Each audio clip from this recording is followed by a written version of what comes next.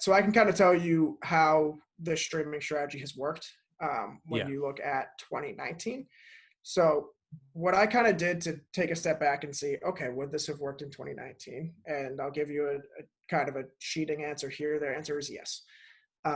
So what I did is I took the top 15 quarterbacks in 2019 and I made a list of those, and that's based on their 2019 finish.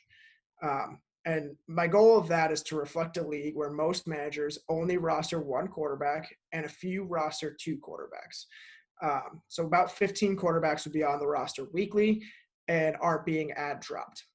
And everyone outside of this top 15 is what I'm calling a streaming option, because they might not be on a roster. It's someone you can pick up, plug into your lineup, and play without having to trade for this person.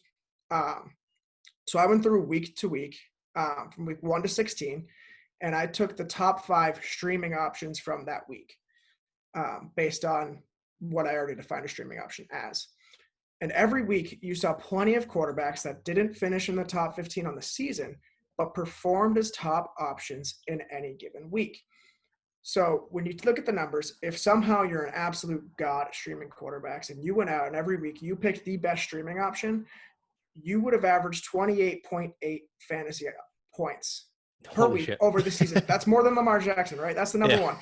Nobody's that good at streaming quarterbacks, okay? Right. That's not what we're shooting for.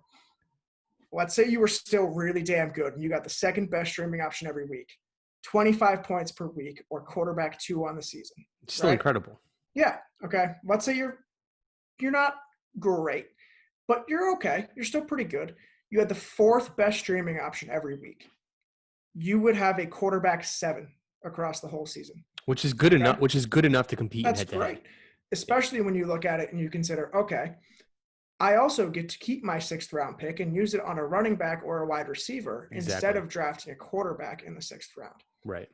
So I almost kind of felt bad. I was like, okay, well, maybe 15 wasn't quite enough. Let's kind of extrapolate it. Let's look at a league where 20 quarterbacks are rostered.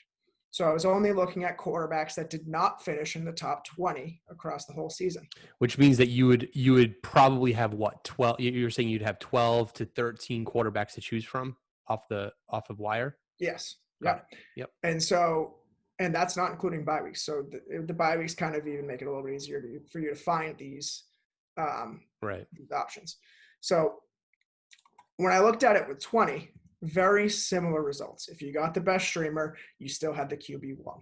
If you had the second best streamer, you still had the QB2. If you had the 3rd best streamer on the week, you'd have a QB6 on the season.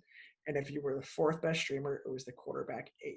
So I'm saying even if there's 20 quarterbacks rostered in your league and you're just okay at streaming the quarterback, you're going to end the year with something close to a quarterback 8 while still being able to save your 6th or 7th, 5th maybe even, on a running back or wide receiver.